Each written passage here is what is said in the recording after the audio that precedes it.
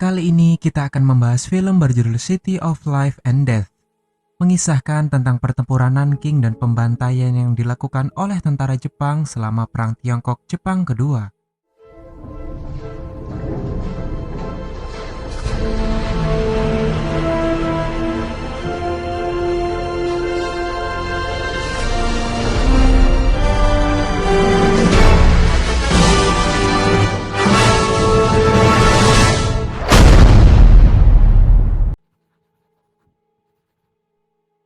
Desember 1937, kisah ini dimulai dari Kadokawa, seorang serdadu Jepang yang sedang menyerbu kota Nanking, ibu kota Cina saat itu.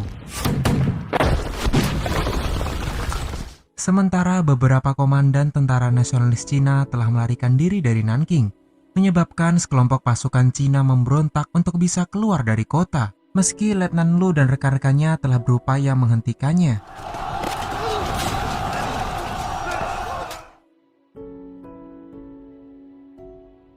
Penduduk sipil yang selamat berbondong-bondong mengungsi ke tempat yang lebih aman, karena kala itu Jepang telah menduduki seisi kota dan terus melakukan pencarian tentara Cina yang masih tersisa.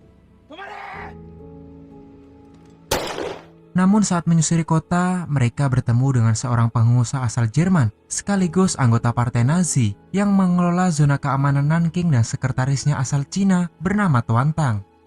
Mr. John mengatakan ingin bertemu dengan perwira senior mereka untuk menghentikan misi pencarian tentara Cina.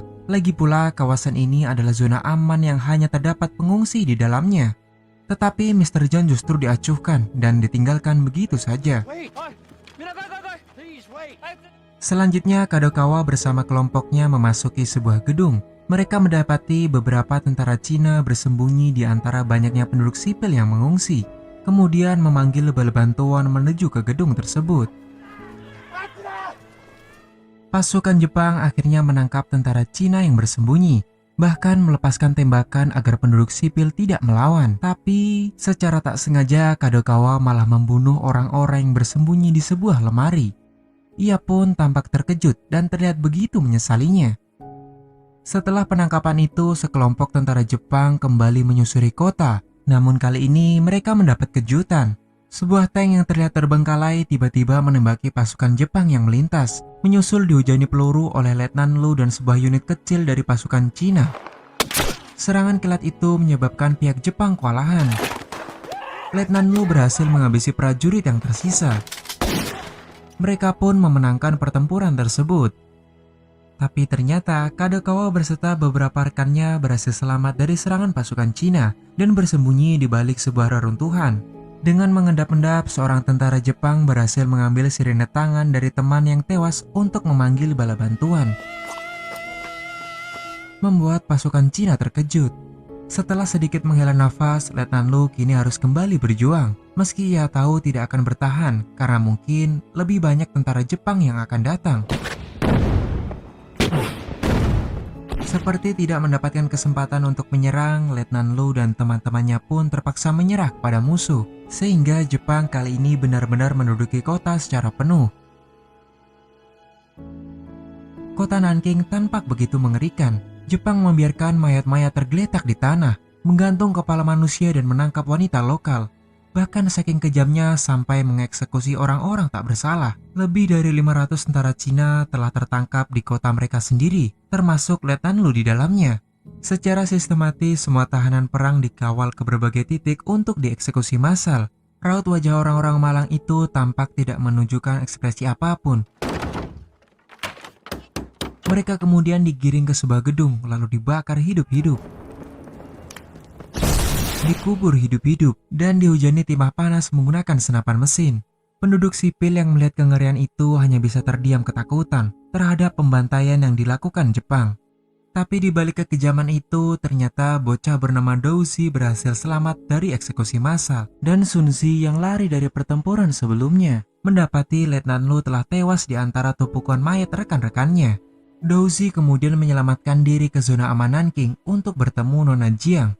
Ia mengungkapkan jika semua tentara yang tertangkap telah dieksekusi habis, tak terkecuali ribuan wanita, anak-anak dan pria lansia ikut mengungsikan diri ke zona aman yang dikelola oleh Mr. John bersama orang barat lainnya. Orang Cina hidup menderita karena tertindas, sedangkan tentara Jepang hidup bebas di sana, bahkan bisa menikmati wanita penghibur. Salah satunya bernama Yuriko yang didatangkan langsung dari Jepang. Kadokawa, salah satu serdadu yang pertama mencicipinya. Meski begitu, ternyata ini kali pertama Kadokawa melakukan hal tidak senonoh itu. Namun tanpa rasa bimbang, Yuriko justru memandunya. Pada suatu malam, Tuan Tang dikejutkan dengan kehadiran tentara Jepang yang memperkosa 6 wanita pengungsi. Beruntung Mr. John segera datang untuk menghentikan aksi bejat mereka. Membuat Tuan Tang terpaksa memotong rambut istrinya dan harus berpakaian seperti pria. Hingga keesokan harinya, Nona Jiang kembali mendesak para wanita untuk melakukan hal yang sama demi melindungi diri dari pemerkosaan. Namun seorang pengungsi bernama Jun menolak perintah itu. Ia mengatakan bahwa membutuhkan rambutnya untuk mencari nafkah setelah perang berakhir. Meski wilayah itu adalah zona aman, ternyata status Mr. John tidak terlalu berpengaruh. Karena yang terjadi selanjutnya begitu mengejutkan. Kebejatan tentara Jepang semakin menjadi-jadi. Mereka kembali menjarah wilayah tersebut, bahkan terus melakukan kebrutalan berulang dan membunuh korbannya setelah selesai.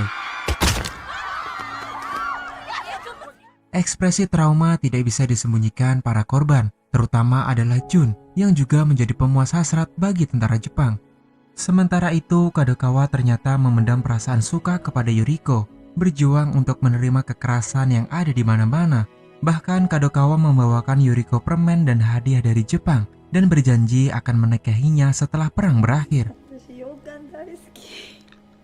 Namun kabar buruknya, Mr. John menerima surat perintah untuk kembali ke Jerman karena aktivitasnya di zona aman merusak hubungan diplomatik antara negaranya dengan Jepang. Sebelum Tuan Tang memohon ketergantungan kehidupan anak istrinya dan orang-orang yang ada di camp. Karena tidak punya pilihan lain, Tuan Tang terpaksa menjalin hubungan kepada Jepang dengan membocorkan posisi tentara Cina yang terluka di zona aman, berharap mendapat perlindungan. Sontak Jepang segera mengerahkan pasukannya, menggeledah ruangan medis yang menampung prajurit Cina yang terluka. Sebagian dari mereka terbunuh di tempat, tak terkecuali Tuan Tang malah kehilangan putrinya akibat dilempar jatuh oleh tentara Jepang dari ketinggian. Dan adik iparnya Mai dibawa paksa untuk menjadi wanita penghibur. Namun kini semua sudah terlambat, Tuan Tang hanya bisa menyesali perbuatannya. Keadaan semakin diperburuk ketika perwira Jepang Osamu menuntut agar para pengelola Nanking menyediakan beberapa wanita penghibur atau Jepang akan mengirim pasukan untuk menghancurkan camp. Atas ancaman tersebut, Nona Jiang dan Mr. John terpaksa mengumumkan kepada 100 wanita Nanking untuk menjadi relawan memberikan hiburan kepada tentara Jepang. Mereka dijanjikan akan dikembalikan dalam 3 hari. Dan sebagai imbalan atas pengorbanan mereka, Jepang juga akan menyediakan pasukan makanan untuk camp. So sorry. Tanpa diduga, John pun memberanikan diri menjadi relawan, kemudian disusul dengan beberapa wanita. Mereka tampak saling menguatkan demi melindungi orang lain. Mei bahkan harus rela tubuhnya menjadi pemuas nafsu tentara Jepang. Sedangkan Kadokawa yang mendapat jatah wanita justru terdiam membisu karena mengira Jun adalah Yuriko. Ia pun hanya pergi begitu saja, meninggalkan Jun digilir rekannya. Hingga secara tidak sengaja Kadokawa sangat terkejut melihat wanita yang baru saja ditemuinya sudah tak bernyawa. Yang tidak lain adalah Jun bersama beberapa relawan wanita yang tewas karena terus-menerus dianiaya dan diperkosa tanpa henti. Kadokawa harus menyaksikan tubuh telanjang mereka dibawa pergi seperti sampah. Keadaan itu semakin memperburuk ketika Osama membunuh Mai yang kini menjadi gila akibat kondisi mentalnya terganggu. Sebelum para wanita Cina dikembalikan ke sana keluarganya, naas Tuan Tang dan istrinya tidak melihat Mei kembali. Mereka pun hanya bisa meyakini bahwa Mei masih hidup dan berada di suatu tempat. Pada Februari 1938, John Rabe akhirnya resmi mendapat perintah untuk kembali ke Jerman. Ribuan penduduk camp yang tidak bisa berbuat lebih hanya mampu menangisinya, memohon agar dia tidak kembali ke negaranya. Karena Mr. John adalah satu-satunya pelindung bagi penduduk Nanking. Meski Mr. John tampak kecewa, apalah daya, perintah dari Hitler adalah mutlak, ia tidak bisa mengabaikannya. Beruntung Tuan Tang dan istrinya diizinkan pergi meninggalkan Nanking bersama Mr. John. Tapi perjalanan mereka mendapat kendala. Sampai Mr. John memohon perizinan kedua asistennya melewati pagar pembatas. Namun lagi, Osama tidak mengizinkannya dan berkata bahwa John Rabe hanya bisa mengambil satu asisten dan anggota keluarganya. Tanpa diduga, tiba-tiba Tuan Tang berubah pikiran pada saat-saat terakhir. Ia mengatakan kepada istrinya ingin tetap tinggal menemukan Mei dan bertukar tempat dengan seorang tentara Cina yang berpura-pura menjadi asisten Mr. John. Bahkan Mr. John sendiri terlihat menyesalkan tindakan apa yang dilakukan oleh Tuan Tang. Begitupun istrinya. Dengan berat hati, sang istri mengucapkan selamat tinggal kepada suaminya. Namun tak lama setelah Mr. John pergi, Osama telah bersiap untuk mengeksekusi Tuan Tang oleh regu tembak di sebuah tiang. Ia pun harus meregang nyawa dengan cara yang sangat keji. Pada akhirnya, Jepang membubarkan zona aman Nanking dan mulai memburu laki-laki Tionghoa. Jepang berjanji bahwa tentara kekaisaran akan memberikan pekerjaan dan bayaran jika mereka menyerahkan diri. Namun orang-orang yang sebelumnya menjadi tentara meringkuk ke dalam sebuah truk untuk dieksekusi. Begitupun Sun Zi ketika salah satu tentara Jepang mengenalinya secara fisik, kemudian mengoyak kartunya dan berakhir ke dalam sebuah truk eksekusi. Sedangkan Vautrin dan orang barat lainnya memohon kepada Jepang untuk mendengarkan permohonan dari perempuan karena suami mereka bukanlah tentara, melainkan hanya warga sipil biasa. Jepang pun diminta untuk membebaskan mereka. Keluar keputusan bahwa Osama mengizinkan setiap pengungsi memilih hanya satu orang dari truk untuk diselamatkan. Ketika itu, Nona Jiang diam-diam menyelamatkan seorang pria berkacamata, berpura-pura menjadi istrinya, dan kemudian kembali lagi untuk seseorang, sedangkan Douzi bertindak sebagai putranya. Kadokawa melihat tipu muslihat Nona Jiang, tetapi ia tidak mengungkapkannya. Meskipun demikian, tentara Jepang lainnya melaporkannya kepada Osama. Hingga ketika Nona Jiang mencoba mengklaim Sun Zi sebagai suaminya, akhirnya ketiga orang itu ditangkap oleh Jepang. Sun Zi dibawa pergi lagi, kali ini bersama Douzi. Sedangkan Nona Jiang mengetahui jika dirinya akan diperkosa. Ia meminta Kadokawa untuk menembaknya. Mendengar hal itu, Kadokawa pun segera mengabulkannya demi mengakhiri penderitaannya. Tentu apa yang dilakukan Kadokawa sangat mengejutkan rekan-rekannya. Suatu hari Kadokawa datang mencari Yuriko, tetapi betapa terkejutnya ia bahwa Yuriko ternyata sudah meninggal setelah meninggalkan Nanking. Kadokawa mengatakan jika Yuriko dulu adalah istrinya. Ia meminta agar Yuriko diberikan pemakaman yang layak. Berlanjut ketika Jepang melakukan ritual tarian untuk merayakan penaklukan mereka atas Nanking dan menghormati para korban perang. Saat itu Kadokawa tampak seperti mengungkapkan gejolak emosionalnya atas apa yang telah ia lakukan dan saksikan. Sementara Shinzu dan Douzi keluar dari kota Nanking bersiap menerima eksekusi mati dari Kadokawa. Tetapi yang mengejutkan adalah Kadokawa justru membebaskan mereka, lalu berkata kepada rekannya,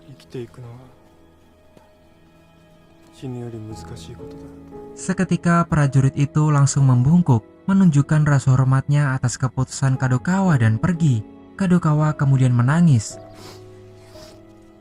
sebelum menembak dirinya sendiri untuk melepaskan diri dari rasa bersalahnya. Film pun selesai. Film ini diambil dari kisah nyata yang terjadi di Nanking di tahun 1937. Di mana ribuan tentara dan penduduk sipil dibantai